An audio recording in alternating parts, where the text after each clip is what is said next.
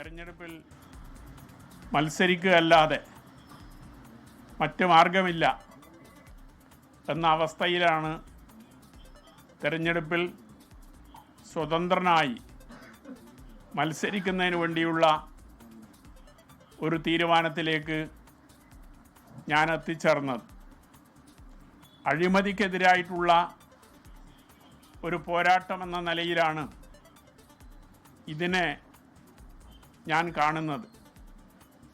ഇടതുപക്ഷത്തിനെതിരായിട്ടുള്ള ഒരു പോരാട്ടമായി ഈ സ്ഥാനാർത്ഥിത്വത്തെ ഞാൻ കാണുന്നില്ല.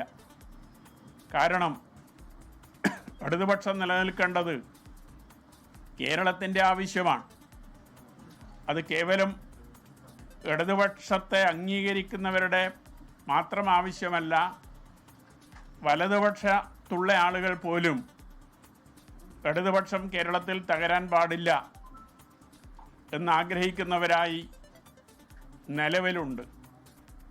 പക്ഷെ പയ്യന്നൂരിലെ ഇടതുപക്ഷ ജനാധിപത്യ മുന്നണി സ്ഥാനാർത്ഥിയെ ഒരു ഇടതുപക്ഷക്കാരനായി ഞാൻ കാണുന്നില്ല. ലോകത്തെവിടെയായാലും ഏത് സമയത്തും 24 വാർത്തകളും ഓഗ്മെന്റഡ് റിയാലിറ്റി പാക്കേജുകളും എക്സ്പ്ലെയിനറുകളും വിശദമായി കാണാൻ ഞങ്ങളുടെ യൂട്യൂബ് ചാനൽ നിങ്ങൾക്ക് സബ്സ്ക്രൈബ് ചെയ്യാം.